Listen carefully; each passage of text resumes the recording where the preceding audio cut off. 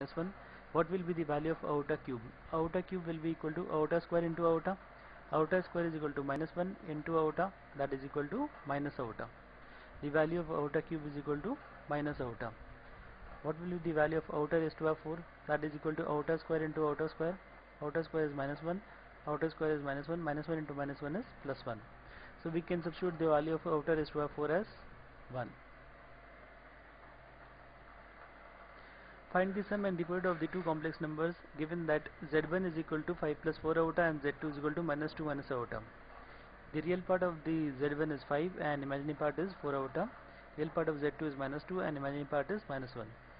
If we add z1 plus z2 is equal to 5 minus 2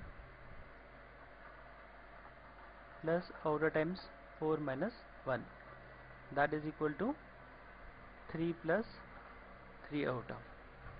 If we calculate z1 dot z2, that is equal to 5 plus 4 iota into minus 2 minus iota. We get 5 into minus 2, that is equal to minus 10. 4 iota into minus iota, that is equal to minus 4 times iota square, and minus 8 iota, and 5 into minus iota is minus 5 iota. So we can substitute minus 10 iota square is equal to minus 1, so it is plus 4 and minus 13 iota equal to minus 6 minus 13 iota. Express the value of 1 upon sin theta minus iota cos theta in the form of a plus iota b. We know the complex number in the form of z is equal to a plus iota b. We are given a number, complex number in a different form, and we have to calculate the value in the form of a plus iota b. We have to find the value of a and b. So we can write 1 upon sin theta minus iota cos theta. If we rationalize the expression, we can multiply this by sin theta plus iota cos theta upon sin theta plus iota cos theta. What we'll be getting is, in the numerator will be sin theta plus iota times cos theta. This is a minus b into a plus b, that is equal to a square minus b square. Sin square theta minus times iota square into cos square theta, that is equal to sin theta plus iota cos theta upon sin square theta plus cos square theta. Iota square is equal to minus 1. Minus 1 into minus 1 is plus 1. And we know that the value of sin square theta plus cos square theta is 1. So we'll be getting an sin theta plus iota cos theta. The value of a is equal to sin theta and the value of b is equal to cos theta. Comparing, we get the value of a and b. Sin theta is the real part and iota times b is the imaginary part, that is iota cos theta is the imaginary part. Conjugate of a complex number. If a complex number is defined as z is equal to a plus iota b, then there exists a conjugate of the complex number, we denoted in z bar, that will be equal to a minus iota b. The main thing to observe is that the real part remains the same, whereas the imaginary part sign changes. Inverse or the reciprocal of the complex number. If there exists a complex number z is equal to a plus iota b, then there exists a inverse or the reciprocal of the complex number such that z dot z inverse is equal to 1. Such that z dot z inverse is equal to 1. It's purely real. If we multiply z with the z inverse, we'll get as 1. So the value of z inverse is, if given z is equal to a plus iota b, then z inverse is equal to a upon a plus a square plus b square plus iota times minus b upon a square plus b square. Modulus of a complex number. Modulus of a complex number is denoted by modulus of z, that is equal to under root of a square plus b square. The modulus of a complex number denotes that the distance between the complex number z and 0, 0. The distance between the 0,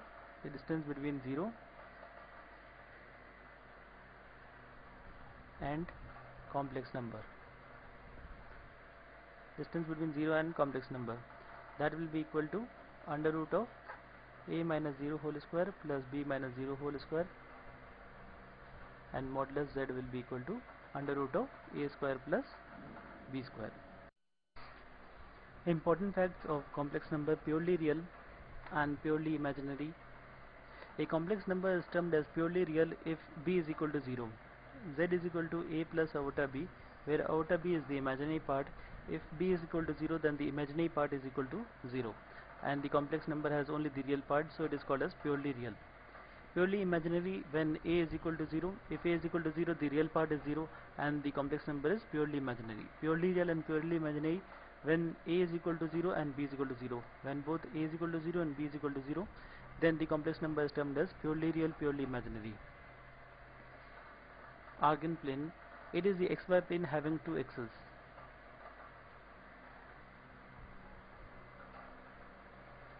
This is the x-axis and this is the y-axis. The x-axis is the real axis and y-axis is the imaginary axis. If we have to denote any point, any complex number z is equal to a plus iota b on the xy plane, then a is the real part, so we denote it by this will be equal to a and this will be equal to b, and this is the complex number z, a plus iota b, where b is the imaginary part equal to y coordinate and a is the real part equal to x coordinate, and z is equal to a plus iota b is denoted as vector from 0. A point in the Argand plane x, y is interpreted as a complex number z is equal to x plus iota y. Represent the point 2, 3 in the Argand plane as the complex number. If this is our Argand plane x, y, we have to denote the point 2, 3. 2, 3. That means 2 on the real axis and 3 on the imaginary axis. 2 steps on the real axis and 3 steps on the imaginary axis. So this will be our point 2, 3. This will be our complex number z is equal to 2 plus 3 iota. Z is equal to 2 plus 3 iota on the Argand plane. Argument of a complex number. If given a complex number z is equal to a plus iota b, it denotes that a is the real part and b is the imaginary part, and the complex number is denoted as a plus iota b, where the point joining 0, 0 to a plus iota b is called as the modulus, the root z. The root z is equal to under root of a square plus b square and is defined as the distance between the complex number a plus iota b and 0. R is equal to modulus of z. The argument of z. Argument of z is defined as the angle made by the vector. Angle made by the vector. The vector is used to show the complex number or represent the complex number on the Argand plane.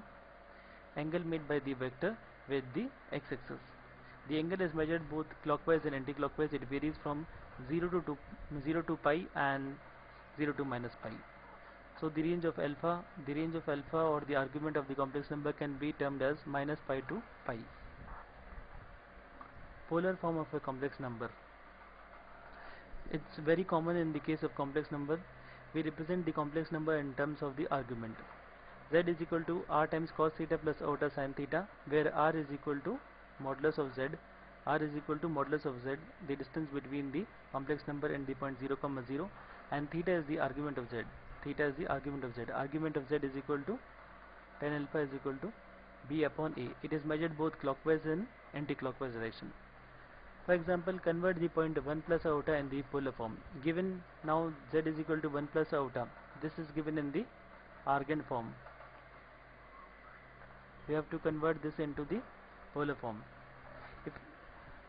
So the value of modulus z will be equal to, compare this z with a plus iota b, will get the value of a as 1 and b as 1. The value of root z will be equal to under root of a square plus b square, that is equal to root 2, and tan theta will be equal to b upon a, that is 1 upon 1 is equal to 1, that means theta is equal to pi by 4. So we can write the z in the polar form as root 2 into cos pi by 4 plus iota times sin pi by 4. Euler's form of a complex number. E raised to power iota theta is equal to cos theta plus iota sin theta.